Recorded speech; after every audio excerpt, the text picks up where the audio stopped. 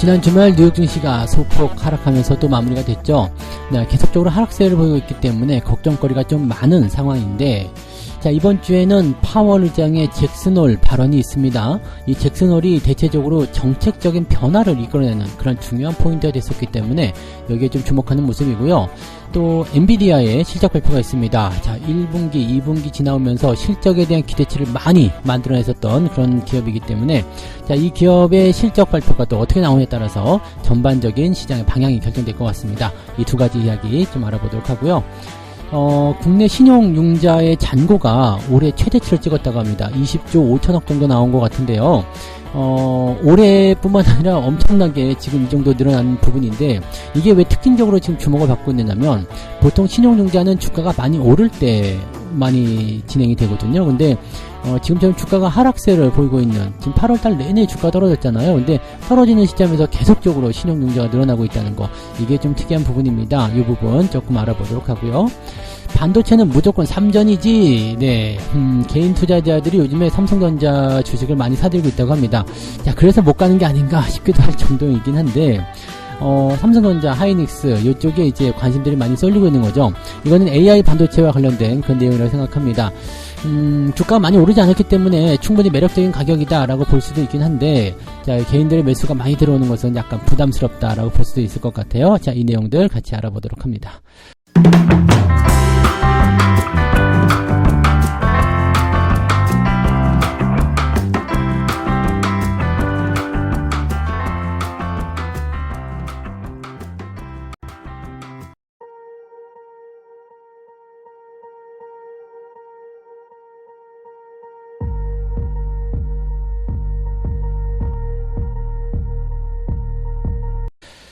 네, 반갑습니다. 자, 오늘은 8월 21일 월요일이고요. 네, 미국 증시가 뭐 이렇게 아주 나쁜 건 아닌데 좋지도 않게 끝났어요. 그래서 조금은 네, 아쉽다 이렇게 생각이 좀 들 것 같은데, 자, 근데 하락세를 계속해서 1% 정도씩 끌고 내려왔었던 부분이 이제는 0. 몇 %대 이렇게 좀 낙폭이 줄어들었다는 것은 조금 긍정적이지 않을까라고 생각을 해봅니다. 그래서 이번 주에 발표될 이야기들에 굉장히 주목을 많이 하고 있는데요. 뭐 경제지표 같은 경우는 뭐 내구재 주문이 있고요. 뭐 PMI 지표 좀 있는데 그렇게가 특별하지 않습니다. 그리고 실업수당 청구 건수도 살짝 늘어났을 것이다 전망되고 있어서 현재 시점에서는 경기가 약간 네, 좀 주춤거리는 것 아니냐 이런 식의 일단 베이스를 좀 깔아놓고 가는 모습이기 때문에, 자, 경기가 좀 좋지 않다라는 어떤 뉘앙스를 풍기게 되면 연준 입장은 조금 누그러질 수 있잖아요. 그러니까 그런 부분들을 일단 깔고 가자 이렇게 되어 있는 거고요.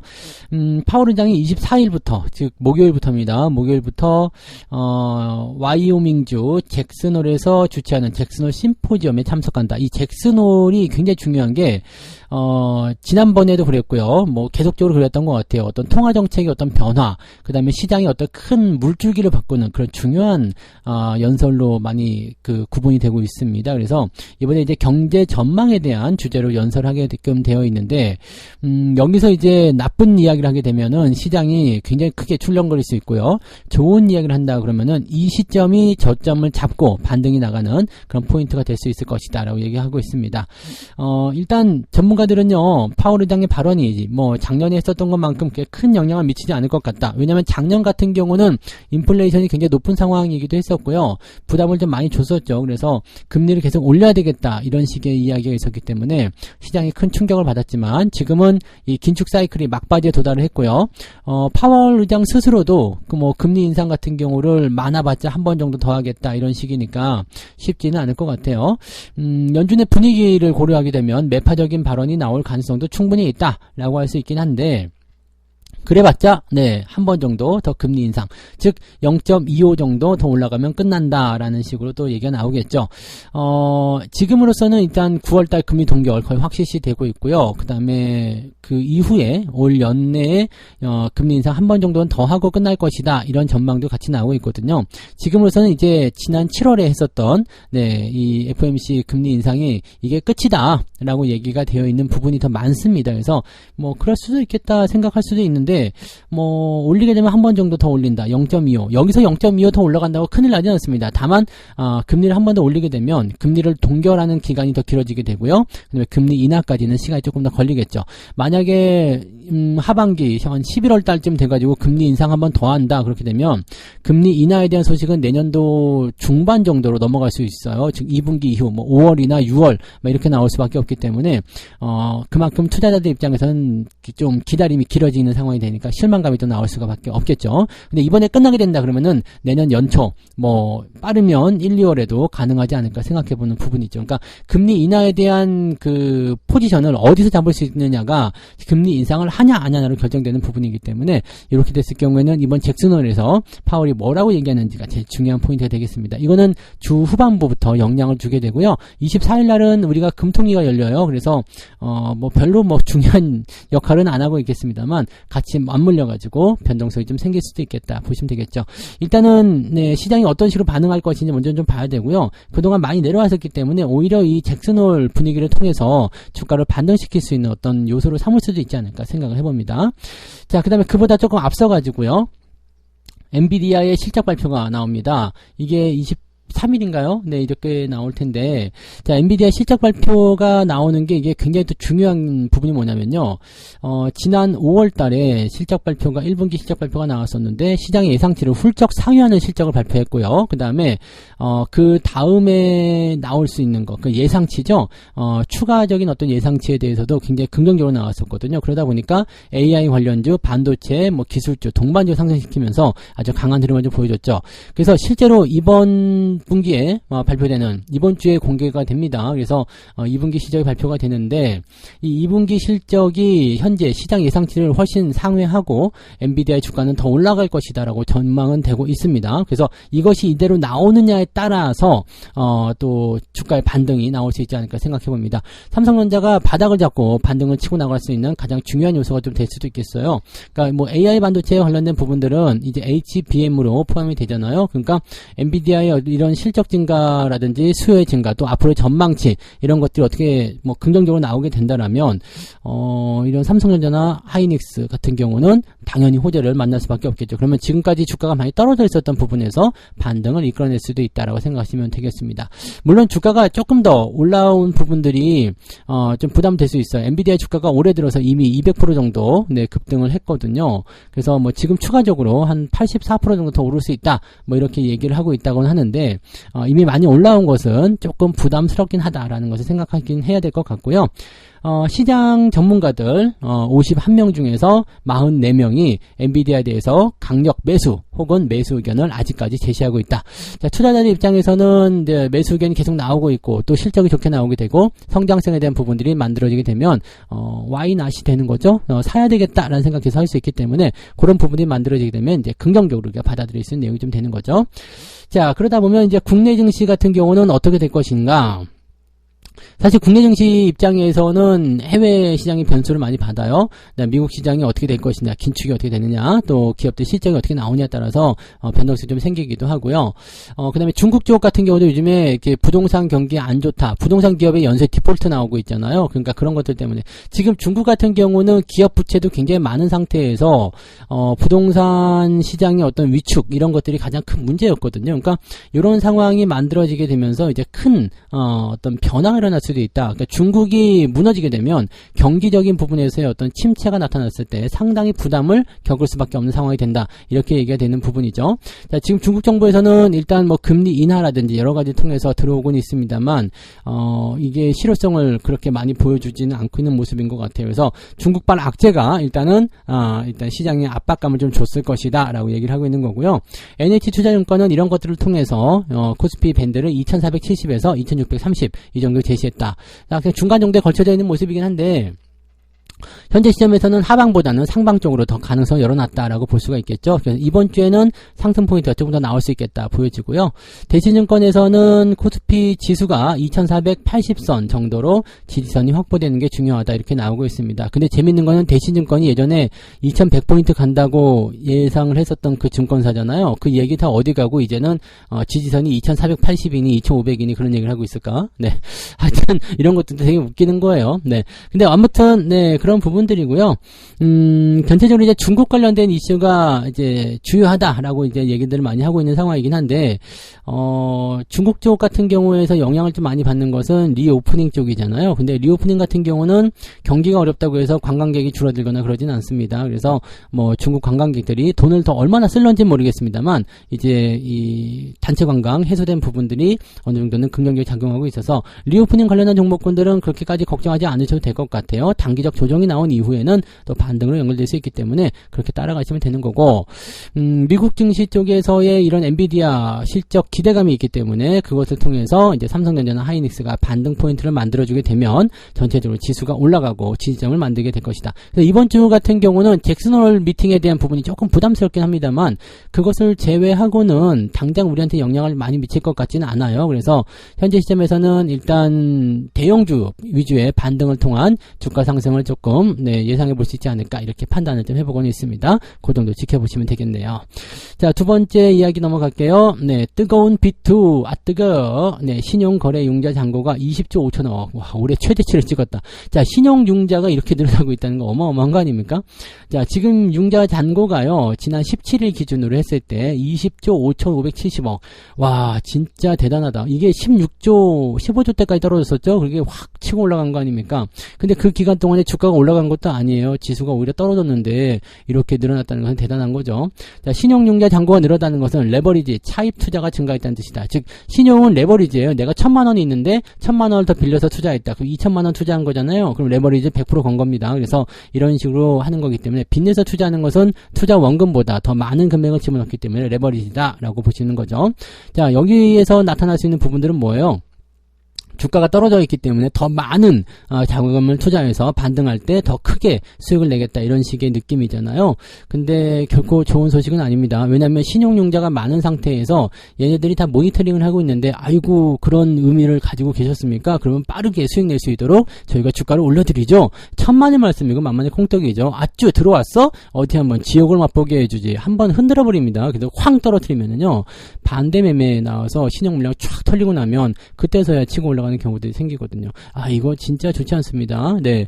그리고 시장별로 보면은요, 코스피 같은 경우는 10조 590억에서, 10조 6,400억. 많이 안 늘었어요. 네. 근데 코스닥 같은 경우는 9조 9천억에서, 지금 9조 6,700억. 이 정도 늘어났죠. 뭐, 지금 코스피, 코스닥 둘 다 많이 같이 늘어나긴 했네요. 근데, 코스닥이 오히려 조금 줄어든 것 같긴 합니다. 그죠? 네. 조금 줄어든 것 같고, 이 코스피 시장에서 신용융자 증가율이 조금 더 늘어났다. 이렇게 판단이 되는데, 이거는 불과 얼마 전까지만 하더라도 없었던 이야기예요. 코스닥이 더 많았거든요. 근데 왜 그랬을까? 자, 포스코 때문이다라고 봐야 되겠죠. 포스코 쪽으로 와장창 또 몰려가는 모습이 있었다. 자, 그런 느낌이라고 보시면 되겠습니다. 근데 특이한 점은 뭐냐면 이 약세장에서 신용융자가 늘어나는 거 이게 사실은 상식적이지 않거든요. 주가가 떨어지는데 빚을 내가지고 더 산다는 얘기잖아요. 그러니까 이거는 뭐 최근에는 없었던 그동안 없었던 그런 일들이죠. 그러니까 이런 거에서는 이제 사람들이 얼마나 이 테마에 집중되고 있는지를 알 수가 있는 내용입니다. 즉 주가가 떨어지니까 야 더 사 어차피 올라갈 거 더 사야 돼, 떨어질수록 더 사야 돼, 이런 식으로 나오는 느낌들. 자, 우리가 2021년도에 삼성전자 매수할 때 그때 생각들을 해보세요. 삼성전자 매수하고 떨어지니까 더 사야 돼 그러다가 많이 떨어지고 나니까 못 참겠어, 팔아야 되겠어, 손절 매도하고 그런 거 있었잖아요. 그러니까 그때도 비슷했었던 것 같아요. 어차피 성장할 주식인데 계속 갖고 갈 거야. 근데 사람들의 마음이 시간이 지나고 나면 이게 희석이 돼요. 그래서 주가가 많이 떨어진 상태에서 다른 종목들이 올라간다거나 시장이 반등한다거나 근데 내 종목은 안 간다거나 이렇게 되면 뭔가 이제 흔들리는 마음이 생길 수밖에 없겠죠. 그거 다 견뎌낼 수 있다라면 사실 할 수도 있겠어요. 근데 신용 같은 경우 쓰게 되면 이제 이자 비용이 또 계속 나가고 만기도 돌아오잖아요. 또 주가가 떨어질 때 되면 반대 매매에 놓여기도 하고요. 그러니까 증거금 부족에 시달리게 된다라면 이게 마음이 옅어질 수밖에 없을 겁니다. 그래서 그다지 좋은 그런 신용융자의 증가가 아닐 것이다 생각됩니다. 실제로 이제 신용융자가 증가한 부분들 보게 되면 포스코 홀딩스 신용융자가 7,400억 정도 차지하면서 가장 많이 늘어났다. 가장 많이 늘어난 게 이제 포스코 홀딩스고요. 그다음에 포스코 퓨처엠, 에코프로비엠, LNF, 에코프로 이런 2차 종지 관련 종목군들이 이 순위 상위권에 다 올라가 있는 모습이고요. 전체 코스피 SP 쪽에서 신용 잔고의 10% 정도를 포스코 홀딩스하고 포스코 퓨처엠 두 종목이 차지하고 있다. 자, 코스닥 같은 경우도 약 8% 정도 차지하고 있는 게 에코프로비움과 에코프로 LNF 세 종목이다. 그나마 이제 에코프로 쪽은 좀 많이 줄어들었어요. 그런데 그 자금들이 포스코로 들어갔다. 이렇게 되어 있는 거죠. 그 다음에 삼성전자 쪽으로도 많이 들어가고 있는데, 아무튼 뭐 이런 식의 얘기들이라고 보시면 되겠습니다. 그래서 뭐 포스코 홀딩스, 삼성전자, 이걸로 사실 대박을 노리고 레버리지까지 걸고 들어오는 거 아닌가 싶긴 한데, 얘네들이 대박을 쳐줄 가능성은 거의 없어요. 네. 삼성전자도 마찬가지예요. 천천히 올라가면서 수익이 나오는 거지, 한 방에 치고 올라가서 수익 난다. 이거 없습니다. 이렇게 되려면은 개별주 조그만 것들 사셔야 돼요. 그래야지만 걔네들이 뭐 상한가도 치고 그러는 거지. 삼성전자가 상한가 친다는 생각 해보신 적이 있으세요? 없어요. 네. 그러니까 상한가가 아니라 10%만 올라도 시장이 아주 뭐 난리가 날 텐데, 그런 거 없는 상황이라면 여러분들이 삼성전자에다가 신용을 걸어가지고 투자한다? 그건 쉬운 건 아니죠. 삼성전자는 어떻게 해야 돼요? 장기적 관점 보면서 조금씩 물량을 늘려가는 그런 전략을 세우셔야 되는 거예요. 그렇게 해야지만 여러분들이 삼성전자로 안정감 있게 수익 낼 수 있습니다. 빚내지 마시고요. 바닥일 때 그렇게 매수가 들어가셔야죠.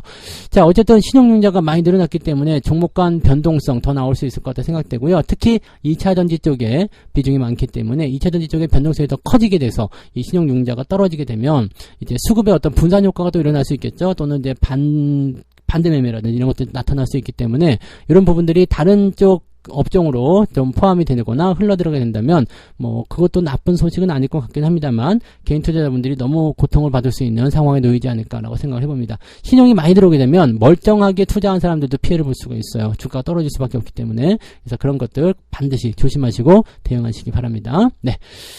세 번째 이야기 넘어갑니다. 반도체는 무조건 3전이지. 네, 개미들의 선택. 그래요. 개인 투자자들은 반도체 주식 사야죠. 그러면 무조건 삼성전자 집중하는 것 같아요. 근데 사실은 삼성전자보다 하이닉스가 더 반도체 핵심인 건 아시죠? 자, 어쨌든 네, 삼성전자 주식을 8,900억? 네, 그 정도 매수를 하면서, 개인 순매수 1위에 올려놨습니다. 엄청나게들 사들인 거예요. 그리고 지난달 같은 경우는 삼성전자를 5,500억 정도 매도를 했는데, 그것을 다 뒤집어 엎는 그런 순매수가 들어왔다. 자, 이제 반도체 쪽도 좀 살펴보자 이런 쪽으로 가는 것 같긴 하고요. 2차전지 종목들이 약간 흔들리다 보니까 거기서 나온 수급들이 삼성전자, 많이 내려왔네? 여기서 사야 되겠다라는 식으로 가는 것 같아요. 자, 반면에 하이닉스는 관심을 받지 못한다라고 되어 있는데, 지난달에는 6,700억 정도 개인들이 순 매도를 쳤는데 이번 달 들어서는요 1,300억밖에 안 샀다라고 되어 있죠. 근데 실질적으로 지금 반도체 쪽이 잘 갈 수 있는 것 또는 이 뭐 엔비디아 쪽에 대한 또 기대감을 걸 수 있는 것은 HBM이거든요. AI 반도체란 말이에요. 근데 이쪽에서 시장 점유율이 하이닉스가 삼성전자를 훨씬 앞질러요. 그렇기 때문에 실제로 보게 되면 하이닉스에게 더 관심을 많이 가지셔야 되거든요. 근데 삼성전자를 많이 가고 있는 것은 하이닉스는 지금 조금 떠 있는 상태이고요. 삼성전자는 많이 내려온 상태이기 때문에 아마 그렇게 매수가 몰리는 것이 아닌가라고 생각이 좀 들긴 합니다. 근데 반대로 봤을 때 개인들이 많이 사지 않고 있기 때문에 하이닉스는 좀 덜 빠지고 있는 것 같다. 이 생각도 좀 들기도 하고요. 자, 소액주주 규모는 조금 많이 줄어 있습니다. 네, 상반기 말 기준 하이닉스의 소액주주는 77만 명, 그 다음에 지난해 말에는 100만 명이 넘었던 것을 감안하면 많이 줄었다라고 되어 있죠. 그 다음에 뭐 삼성전자도 소액주주가 2.5% 줄어들었습니다. 그러니까 삼성전자도 많이 팔았어요. 근데 더 많이 줄어드는 것들은 이제 하이닉스 쪽이었다. 그러니까 22%나 줄어들었다. 즉 개인들이 많이 빠져나갔다라고 보시면 되겠죠. 근데 삼성전자보다 하이닉스가 훨씬 더 잘 올라가고 있다는 것만 생각하시면 되겠습니다. 네. 자, 한 금융업계 관련자는 현재 HBM 시장이 하이닉스가 우위를 점하고 있다. 지금 비중 점유율이 50% 정도 돼요. 그 다음에 삼성전자는 40%죠. 네. 글로벌 HBM 시장에서 하이닉스 점유율은 50%, 삼성전자는 40%. 이거 제가 지난번에 말씀드렸던 내용이에요. 네. 이 이야기를 보시면 되고. 자, 이 HBM이라는 것이 D램, 네. 여러 가지의 D램을 수직으로 쌓은 뒤에 연결해서 데이터 처리 용량을 늘릴 수 있다. 그래서 일반 D램 대비 10배 이상으로 그 속도를 늘리는 그런 부분이다. 그러니까 이거는 고대역, 네. 뭐, 대용량 메모리? 네, 이렇게 봐야 되나요? 하이밴드 메모리. 이게 맞는 것 같은데, 네, 아무튼, 네, 높은 어떤 그 성능을 가진, 네, 그런 거고요.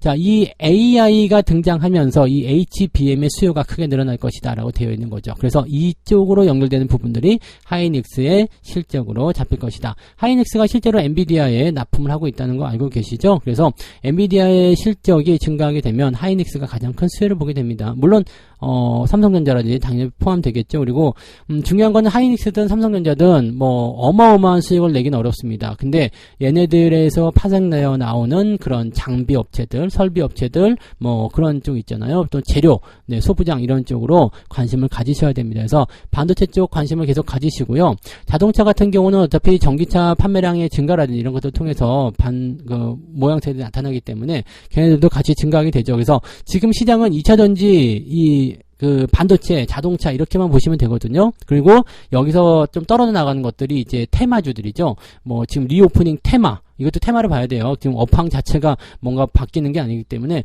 테마로 봐야 되는 거고, 그 다음에 초전도체 테마, 이번에 또 나온 맥신 테마, 뭐 이런 것들이 이제 테마로 잡혀 있는 거죠. 그러니까 수급이 이리 갔다 저리 갔다 막 하는 모습이 나오겠지만, 이렇게 중심을 잡고 있는 큰 덩어리들은 큰 폭의 변동성은 나타나지 않습니다. 대신에 방향성이 결정되면 그쪽으로 많이 가려고 하겠죠. 대신에 테마주들은 크게 움직이는 모습이 나타날 수 있다 보시면 됩니다. 저는 그래서 반도체 쪽은 긍정적으로 계속 봐야 된다고 생각합니다. 그래서 그런 정도를 참고하시고요.